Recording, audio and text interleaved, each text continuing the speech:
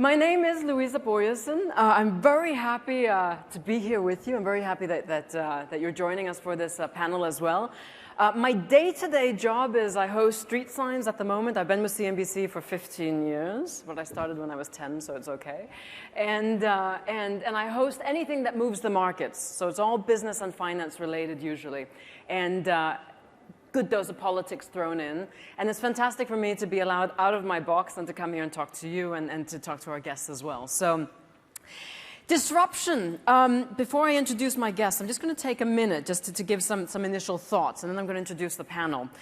Now, I read this fantastic blog, and I'm paraphrasing some of the points that were made from the blog, and it was about how Kodak, often being the example that's given, of a company that was a real dinosaur, they didn't manage to change, and in the end they went bankrupt in 2012. So in 1998, they sold 85% of all photo paper.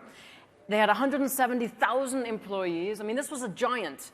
And had anybody said in 1998 that 3 years after that, you wouldn't be taking pictures with paper photos, we would all have said, you're bonkers, you're nuts. You know, we love our paper pictures, right? And it took 3 years, and they were out. And they owned that market. They completely owned that market. But because they didn't manage to either disrupt themselves or go along with the trend of disruption that was happening around them, they didn't manage to make it. And what's interesting about this case is, of course, they invented the digital camera as well. Back in '76, the argument goes. So they owned the IP. They should have been all over this space, and they weren't. So that's an example of what happens when you don't actually realize what's going on around you. And this particular blog was arguing that most of us in here, we have no idea what's going to hit us in the next 5 to 10 years, and that you're going to see huge disruption across a whole bunch of sectors. But again, most of us won't or don't see it. The automobile industry, it was just referenced there. I mean, forget your kids getting driver's license, forget them getting cars. They're going to be driven around. There's going to be a very low cost in comparison to owning a car. Computers, artificial intelligence. Apparently, by 2030, how old are you in 2030? In 14 years? Computers are going to be smarter than us. So goes the research. Already now, certain computers are able to detect cancer 4 times more accurately than nurses. So we're moving very, very fast towards this entire new world, and we don't quite know how the world is going to look, but lots of big disruptions that's happening. So let me introduce my panel. To my left is the esteemed Bülent Tekmen, the CEO of Ininal. Next to him is Gall, Vice President of Strategic Markets and Alliances for Steelcase. Tom Hulme is next to her, General Partner for Google Ventures. We were just saying who wouldn't like to be Google Ventures with all the cash they have to invest in these companies. And at the very end, last but definitely not least, Laurence Buchanan, Head of Digital EMEA Advisory for Ernst & Young. And I just ask each of you just to kind of give a little bit of background on what exactly you do and kind of how disruption fits into your scenario. Bülent, let's kick off with you. So I guess we are trying to disrupt the banking industry. We started as the bank for unbanked vision when we became the leading digital bank in Turkey with serving more than 1 million accounts. So and this is for people who didn't have bank accounts initially? We started with people who doesn't have bank account, but today we serve in 30 seconds to onboard as a bank replacement account as Ininal. And you work with the big banks or alongside them? We started with a competition-like style, but today we have our own license through e-money, the Banking Regulation Authority, and we have our own integration with Visa, MasterCard, and other providers. Because payment platforms it's a super crowded space. I mean, there's a ton of competition, huh? It's going to be crowded, I guess, because it's getting bigger. Okay. Catherine? I'm Catherine, and I'm part of a research team that's a global research team looking at 3 areas: the changes in social patterns of work, the changes in the work we do through technology, and how this is affecting the third bucket, which is the space we use. So I get to explore with my colleagues, anthropologists, ethnographists, or technology scientists, for example, the implication of wanting to disrupt themselves, the transformative aspect of changing their culture into space, how they use space, where they work, how they should be working in the future. That's what I do, and that's really fascinating to see how actually your workplace context can support and can accelerate your disruption. And so we're talking physical furniture. Physical space. Physical space. Yeah. The rooms, the tools, the furniture.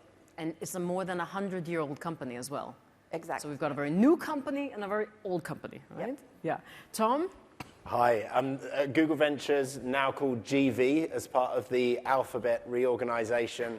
We invest in disruptive businesses with global ambitions. We have $2.4 billion under management, about 320 portfolio companies, primarily in the Europe and North America.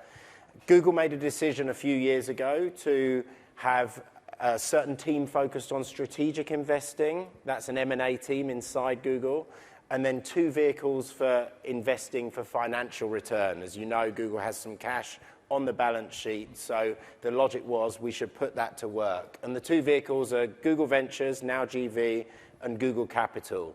At GV, we take venture-type risks. So we would invest in more disruptive businesses. Google Capital's more like a private equity investor. How do you define what a disruptive business is? So a disruptive business to me is a business that comes usually from left field. It's rare that actually an incumbent would develop itself. And it finds the Achilles heels with the incumbents, which usually fuels very, very fast growth. So a classic example that we invested in is Uber.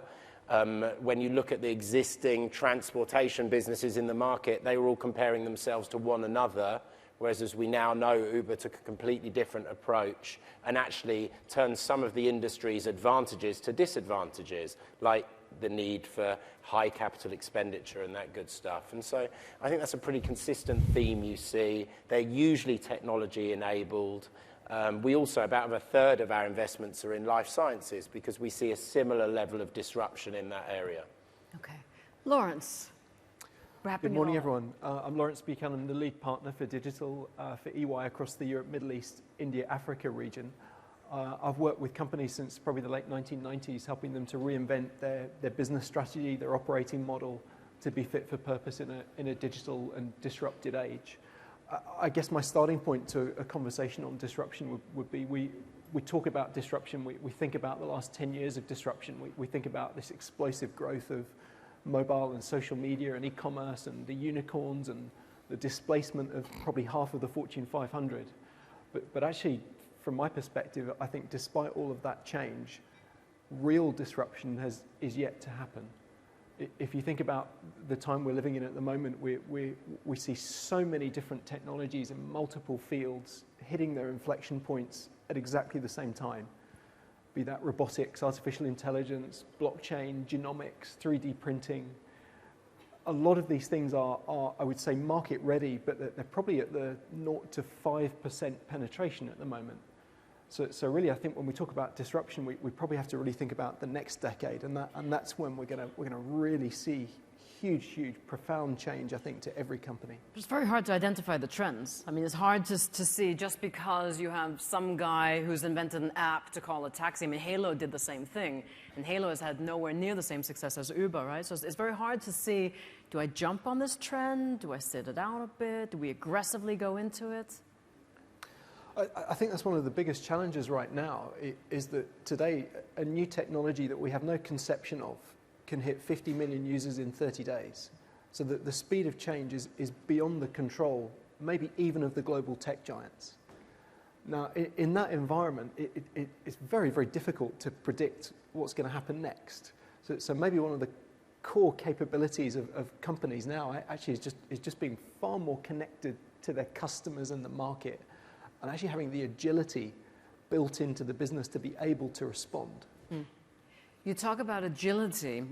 We were having a little discussion beforehand about whether or how do you breed disruption the best, right? Whether you foster it at home, whether you want some type of a disruptive capsule that tries to figure out how to stay ahead of the curve, or whether you send somebody out to figure out kind of how to disrupt the environment, or to look at what the competitors are doing, and then they come back and they bring back these great ideas.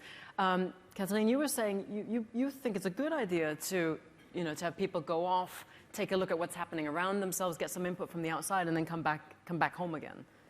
We could spend more time defining the difference between innovation and disruption, but definitely there is a trend. I'm sure you guys are doing that as well in your organizations, to actually send some of your colleagues and not just the R&D folks, but actually marketing people, technology people out into other environments, whether it's incubating areas or you bring them inside, you actually host groups of entrepreneurs, for example, to create that startup sort of culture. But it's a long journey. You know, sending someone to be resident in a university campus or in a co-working space or in a place where some ideas are buzzing up is not going to transform your organization. We heard from the person from Roche earlier that actually your ability to innovate is inversely proportional to the size of your organization. So creating that culture of rethinking what you do, being self-critical and actually accepting to be challenged and to totally revisit your business model is something that is very difficult, and we are risk adverse. And you guys do this? I mean, it's a 100-year-old furniture company essentially, so I'm assuming you would have started with manufacturing, hands-on manufacturing, and now it's a very different environment if you want to survive, you know, up against the IKEAs, up against Amazon, all these guys. Yeah, I wasn't there 100 years ago, but I've been there for a couple of years, and I've seen the newcomers. So we definitely have people in our organization, and Steelcase as a company is really a culture of actually challenging the way we think, we do things. Our former CEO was very famous for launching design thinking, the culture of design thinking in our company together with IDEO, actually, to actually force us to not fall in love with our initial ideas and actually being challenged all the time in a constructive way. So internally for us, of course, we are looking at all those emerging comers. Who are the Ubers for us of workplace management, of workplace design? So that's one piece. But I actually get to be involved in customer project, in research project, where we sort of help companies think the way they can accelerate that innovation and that disruptive thinking by watching what others do. And to do that, you have to leave your company. We heard that as well from the Lavazza person in the same way. Yeah. Go someplace else, study, think, try to immerse yourself in another culture, and come back, and hopefully you can create a group of believers and change agent, but it's a long shot to get that happen.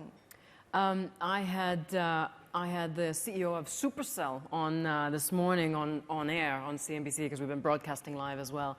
And I know one of his points is that you just want to make sure you want to hire your team like a sports team. So you want to pick the best players, give them an environment that's the best for them to do what they do, and then leave so that they can do what they do. So it sounded like it was more of a kind of a finding the talent and then breeding it from in-house. I mean, do you agree with what Katarina's saying, Tom? Or? I do. So just on the subject of Supercell, I think what's interesting about that business is they've kind of bridged these two worlds. So this is a gaming business, so, yeah, Supercell. They make like huge, massive, you know, Clash of the Titans types games. Clash of Clans, Clash of Clans. Really, sorry, so they're... My gaming days, yeah. No, it's good. The interesting thing about them is they understand the 2 points that these guys have made. The first is maybe the world is changing faster and faster. So, you know, the telephone took 75 years to get to 100 million users. Candy Crush was 1 year. So whereas before companies could spend their time exploring an idea and then exploiting it for decades, you now have to do that, instead of over decades, you have to do that in a year, 2 years. And those cycles, you can no longer do it serially, you have to do it in parallel. So part of your business has to be exploiting the business as usual, and the rest of your business has to be exploring what's next simultaneously. And that's probably the first time in human history you've had to do both at the same time. So Supercell's strategy to do this, which I think is an interesting bridge, is they say, yeah, if we just are one unwieldy unit, we'll optimize for games like Clash of Clans, and nothing will happen thereafter. So instead, they're called Supercell because they're structured around business cells, and they compete with one another. They celebrate kind of famously when one of their cells fails and a game doesn't get traction. They kill it early, and so they build this engine of innovation so that they can disrupt themselves. But the smart thing is they don't say, we're going to disrupt all of the business all of the time. They say, let's have separate units that are focused on delivering the best thing possible for the customer. And sometimes they'll work and they'll become the core, and most of the time they won't. I mean, and this is a gaming company, right? So does something like that, does that work for corporates as well? I mean, Laurence? Well, I mean, I was going to give one I think, really great example that I've come across. A client of ours is Visa. And if you look at Visa Europe's innovation lab called Visa Collabs, it's empowered, it's open, and it's agile. And let me explain what I mean by that. It's empowered, it reports directly to Visa Europe's CEO. He sets the innovation challenge. It's separated, it's a different location, it's open. When they get a challenge, they open up as broadly as they possibly can to as many startups as they can find doing interesting things in their space. They'll happily run, you know, hackathons or crowdsourcing events with up to 100 startups sometimes. They work to a constant agile sprint cycles. In their case, it's 100 days. So by the end of every 100 days, they need to have solved the challenge, fully built out and market tested the proof of concept, worked out the business case, the investment strategy, and at the end of the 100 days, they either kill it off or they back it and scale it. But it's this constant rhythm of open innovation with a focus on execution and shipping product at the end. Bülent. Hi. How are you? You are a very small company compared to a giant like GV. I mean, you're less than 20 people. You're 18 people, 18 right? people, yeah. So you should be fantastically agile. How do you prevent, though? I mean, even if you're a small agile company, again, the payment platforms market, and especially also all of the companies that want an in with emerging markets. I mean, you're still focused on Turkey right now. How do you prevent that somebody doesn't come along and do exactly what you're doing, but better? There are lots of barriers at the moment because there's the huge hype of fintech, but there are lots of barriers. And without big partners, big names, we believe in competition and cooperation. And this becomes like one of our investors is MasterCard. And without them, we couldn't become this successful. In Turkey, we were the first one. For the last 4 years, we developed our technology. And any bank in our region gives 20-25 analysts to analyze a program like us. So this gives us the edge. I have the best of the breed developers in my team, and I'm the lesser of all. I'm the worst in my team, believe me. That's the case, I guess, because everyone in the team is better than me. And this gives us a very interesting edge, which helps us to become the leading mobile potential digital bank of Turkey. And we are processing billions today.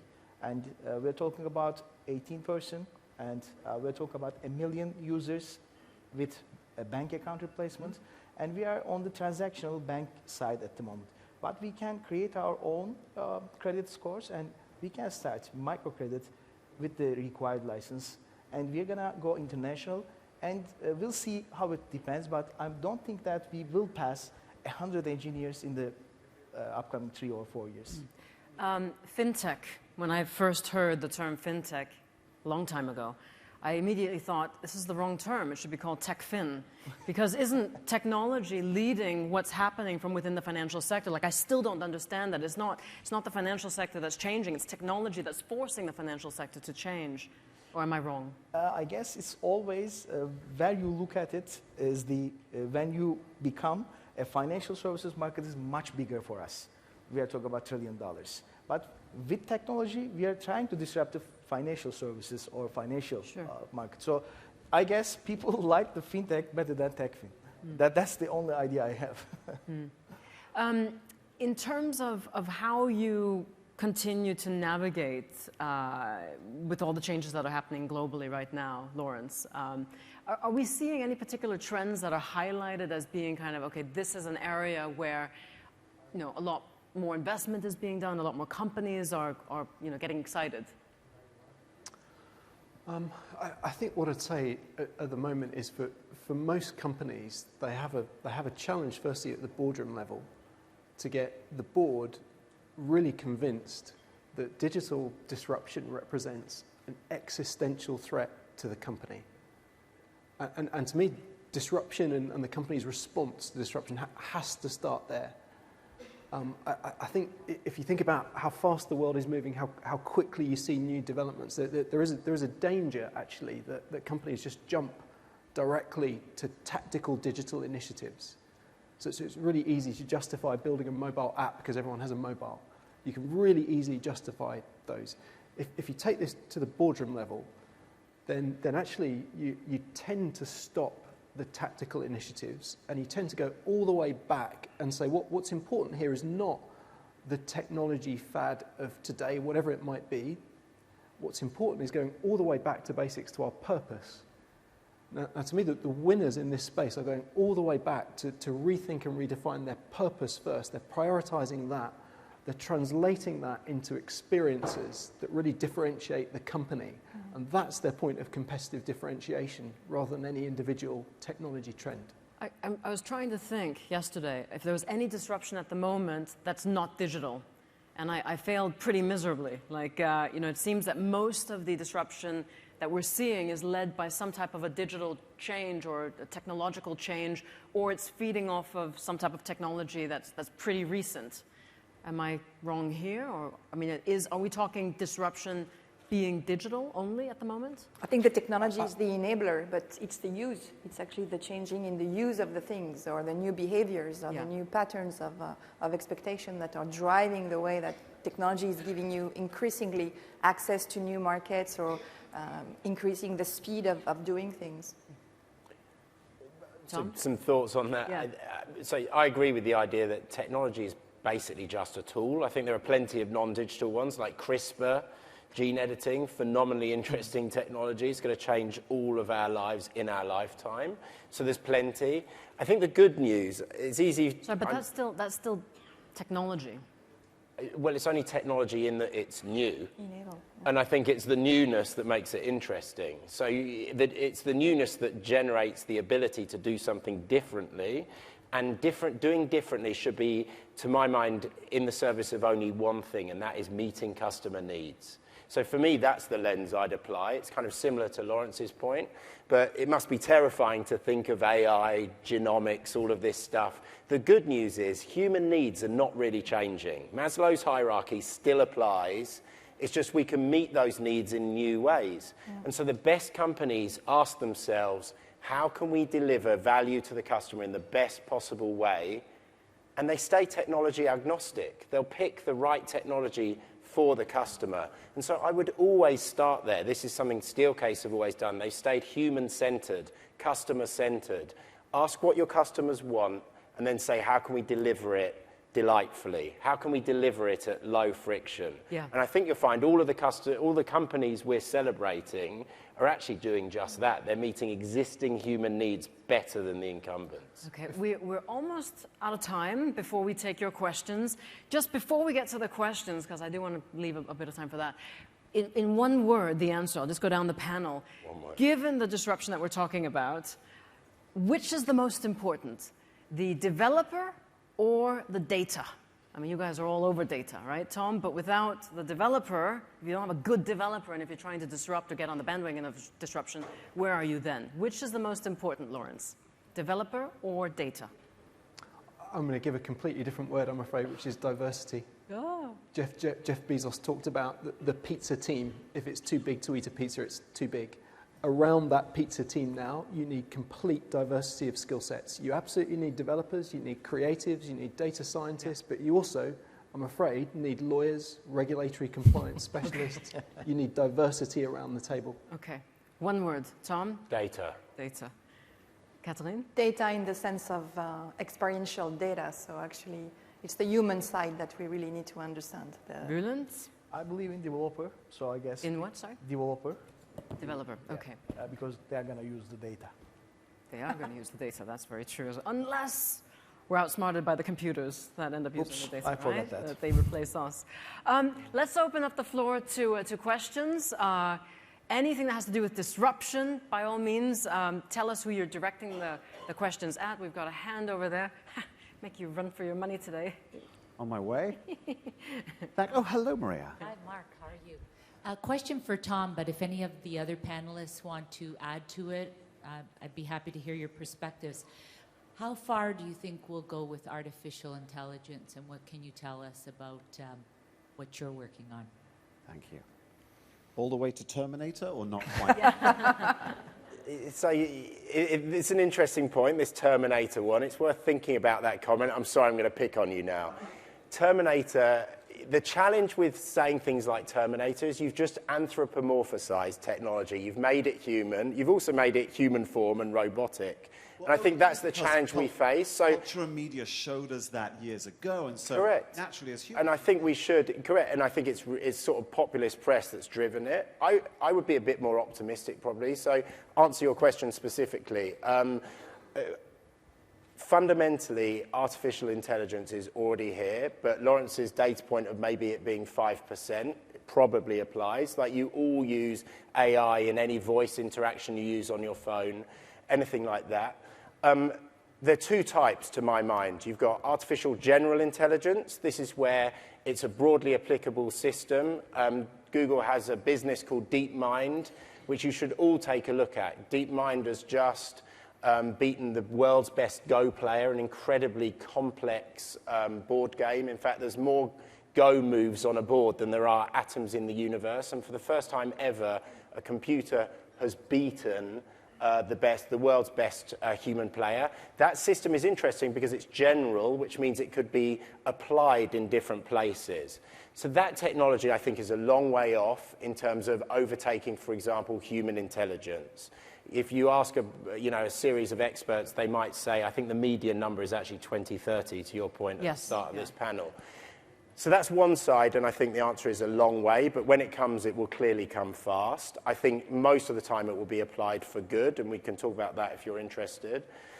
The other side is the applied version. So sometimes we would talk about narrow artificial intelligence. That's stuff like a system solely tailored to chess that if you applied it anywhere else, it would be too fragile, it would break. But there's also stuff like interviewing processes. I mean, when people go to interviews, young people now, I mean, they're initially screened oftentimes via a computer, basically. Yeah. Or legal advice, basic legal advice. Exactly. And actually, that was why I would trust, you made the point of whether you would trust a radiologist or a computer to look at your scans, for example, for cancer, on the basis that your average digital system will see millions rather than thousands over a career. I would always trust the computer, and that's why I'd answer data to your question previously. Like, to me, these systems are as good or as bad as the data you put into them. Yeah. They have the ability to learn unbelievably quickly, and so anywhere where you see interesting data being generated, I think eventually AI will complement human decisions. Okay. Other questions? Yes, we have one right next to me here. This is to the panel. I'm from India. We have many social needs. So my question is, how will disruption, digital disruption, call it algorithms, whatever you like, what do you think will happen to the social fabric, particularly in developing countries, rural India, and so on and so forth? Do you have any view on it? And sorry, who was that directed to? The panel. We're running out of time, so anybody want to take that? I can give you a quick opening perspective. I think, we talked about the mobile phone in 2007 as being a mobile music player, a mobile communication device. The brilliant thing now for emerging markets and rural areas, the mobile phone is now a payment device, banking the unbanked. It's a medical diagnostic advice, providing diagnostics and patient care, access to a GP through diagnostics in the phone, video conferencing to healthcare. It's an education device, giving them unlimited access to knowledge. So I think the brilliant thing actually today is the ability to give those tools to people in remote areas in particularly to transform lives. So I see a huge positive there. Other questions? I saw a few hands. 12 o'clock. I have 2 minutes left here. They're my 2 minutes. Do we want one more question? Let's do one last one. Look, I'm a broadcaster, right? These 30 seconds, they mean everything. Thank you. We assume that many jobs are going to disappear over the next couple of years. New ones are going to be created, but not at the same level. What do we do with those unemployed people in the market? Who's this for? For the audience. Unemployed people in the market? Anybody? Google has the most money, so I guess it's your... Google, you have the most money. Are you going to hire them? Look, it's an unbelievably important question. I don't know anyone that has the answer, but you'll see a rise of people talking about social. We saw the vote in Switzerland last week addressing exactly this. sometimes technology's ripped out the middle of the sort of workforce distribution. I would be optimistic that similar to the agricultural revolution, those jobs will get filled in with new roles that will actually rely on humanity, things like creativity, etc. But clearly, you know, there's some challenges around, you know, how we manage the friction in that transition. Okay. So I respect the question fully, and I certainly don't have the perfect answer. 1 minute left on here. Go down very quickly the panel. And what question would you leave people with? What question is it that people should go back to their businesses and ask in order to be able to, you know, kind of meet disruption head on? Laurence? It's quite simply, what are you going to do tomorrow to put agile innovation, customer centricity into the DNA of the entire fabric of your business? Okay. Tom? How are you going to truly bring your customers into your boardroom so you understand what their real needs are and see how they might be met better in the future? Kathleen? Yeah, it's in the same line. How do you actually plan for the future, run today, but actually imagine and be disruptive in the way you're envisioning your company in the future? Please. Are you ready to cooperate with your disruptor? To cooperate? Yes. Fantastic. Thank you very much, Bülent. Thank you very much. Thanks a lot. Thank you for being with us, and enjoy lunch.